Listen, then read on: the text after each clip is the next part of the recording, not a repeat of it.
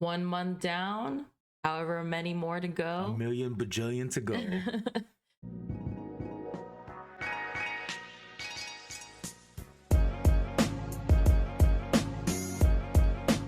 Welcome to the Relationship Goals Podcast.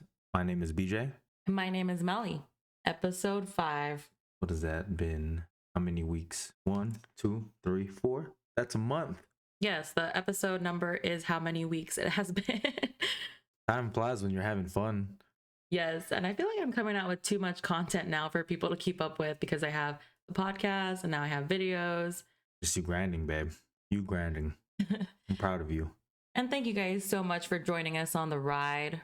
Man, it's been really fun just kind of pursuing this endeavor and learning a lot. I'm learning how much goes into the production of this, even though I'm literally not doing anything but talking on the podcast. I just see Melly do all the work and how talented she is at taking these clips, cutting it, and then finishing the end product that you guys get to enjoy and listen to. Yeah, and we knew what kind of work this podcast was going to bring us. I know BJ doesn't know how to do a lot of the technical things, but that's where my expertise is in. And we wanted to do this podcast, for me to be able to learn and continue being creative. And like we said in the past, it's also something for us to do together. I'm learning a lot through her work in this, just kind of being able to understand this side of the production of a podcast, and then seeing her make a video, kind of seeing her do it before, but not pay attention to it as much, because she would just make like quick videos or recap videos, versus now she's really pursuing it as something that she wants to make her career out of. So it's really awesome seeing that aspect. And then this is a part of it because I'm a part of this project. I think it can only get better from here. I mean, we still only have one mic that we're working with.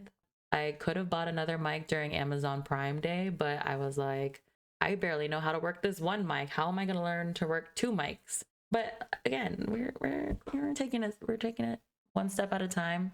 One mic at a time. One mic at a time. You're too far. One mic at a time. One set of earphones at a time. Yeah, one computer at a time. One chair at a time. We're sitting in the same chair. No, we're not. We're sitting in the same chair. I'm on Melly's lap. No, he's not. But anyways, yeah, so we definitely want to have guests in the future, but obviously we can't do that yet. Yeah, there's not that much room on Melly's lap. Unless you guys call in or something. But we'll figure it out. Don't worry, guys. We got this all under control. We're teaching Flash how to do the production side. He's learning how to use the Stream Deck. Flash is so cute because he just lays down on the ground when we do our podcast. Yeah, like he works so hard. He's so tired of working so hard on the Stream Deck, making sure all the sound and the recordings and the pauses are properly done. So happy 1 month relationship goals. I just want to warn everyone that this episode is going to be a heavy and sensitive topic, so we don't mind if you skip it, but I don't want it to be uncomfortable to share because this podcast is about being real with you guys and talking about the good and the bad. Yeah, just like I said, we're treating all our listeners like our close friends and family, so... Because you mostly are. Yeah, you mostly are, but the truth about life is... It is a balance of good and bad, and we can't deny the bad moments because a lot of those are what shapes us to be the kind of people we end up being. By the time you listen to this podcast, I'll be coming back from attending a funeral, a very sudden, unexpected death in the family, and it's always heartbreaking to lose someone, especially when there are just no answers to how you lost them. Those emotions when you do lose someone, it's sometimes hard to explain or talk about because you don't really know what's going on. If you didn't know, last year my dad passed away. He was only 66, and again, another very sudden, unexpected death. With his death anniversary coming up, I feel like it's important to discuss grieving. This time last year, my mom's siblings and I were in the hospital watching my dad's life deteriorate in front of our eyes. And it was the hardest thing we had to do. What I saw and experienced at the hospital left me traumatized. There's just so many things that you wished happened differently, and you just can't change those things. But as hard as it was, I'm glad I was there for it. And I'm glad we were all there by my dad's side when he passed. Yeah, just I feel very fortunate that I had the honor to be there at the last moments of Melly's dad's life because he meant a lot to me because he was always extremely supportive of me and Melly's relationship. You know, he was always there for me and showed me unconditional love. And experiencing that with Melly's family really just allowed me to take a moment and have some self reflection. You know, I'm very blessed to not have too many regrets or things that I consider regrets in my life, but definitely two of them were not being able to really spend a lot of quality time with the two of grandparents I've lost recently, my paternal grandfather and my maternal grandmother. And then just going through this with Melly and her family made me realize how important it is to do what you can to spend as much quality time with your loved ones because you never know when those will be your last. And I just kind of wish I did a better job with trying to spend more time with the two of them. Even, you know, little things like trying to FaceTime or even talk to them more. I wish I had the time to do that. And when you lose someone, you think about the past and the memories you had, but you also think about the future. You think about what your life is going to be like now, how you're going to adjust, how you're going to get through it. The people around you continue with their lives while you're planning a funeral, a burial, doing paperwork, canceling accounts. You lose a lot of motivation within yourself. You're not in the mood to do the things you normally do or see the people you normally see, and you just don't want to move on. But you don't move on. You just learn to move again. And that's a quote that really resonated with me. This first year without him, I learned a lot. I learned a lot about myself, about him, and about grief. And I only want to speak for myself and how I felt because my mom and siblings were all very different with how we express and deal with our emotions. And everyone grieves differently. And I'm not here to tell you what's right or wrong. However, I do want to say it is okay to grieve. It's okay to cry. It's okay to be okay 1 minute, then the next minute you're crying because you're reminded that they're no longer here. Grieving is such a very complex topic because like Melly said, everyone does it differently and everyone can go through different emotions as they try to process grieving. And like she said, we're just learning how to move again. With the grief of my grandparents, a lot of what helped me was just really focusing on the what they taught me and the love that they had for me, the unconditional love that they always showed me while I was growing up. And then just knowing how great people they were, just like how great of a person Melly's dad was.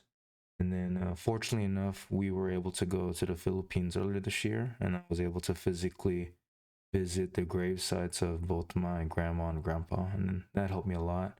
It allowed me to, just say my final words, just tell them how sorry I was that I couldn't, spend time right before they left this earth, but how much I love them and how much I'm proud to be their grandchild. For me and how I deal with grief, pretty open about it. I like talking to BJ about it. I like writing about it. I like sharing on social media. And I'm even here talking to you about it on the podcast right now. I also wrote a script for this episode because I knew I wouldn't be able to get through it without one. We already did a practice run and we were crying the whole time, but I'm fine now. That's um, okay. well, I didn't want to cry throughout this whole Yeah, episode. but it's good to like doing something like this is part of that grieving process. Being able to talk about it and just feel those emotions again in a way, but this time with more time added to see how much we've learned and grown. So, with that, I'm also open to randomly crying. I have a playlist my brother created of my dad's favorite songs that I listen Yeah, to. Melly's dad was a tremendous musician. He loved Yeah, music. he could sing really, really good. He played the piano, played the guitar. Yeah. It's his biggest hobby. I created a photo album, not of our memories together, but of the hospital viewing and funeral, which I know sounds odd to want to relive through those memories, but those were the last moments I had with him. So I have that at my bedside table to look at. And whenever I want to cry, I like to do those things.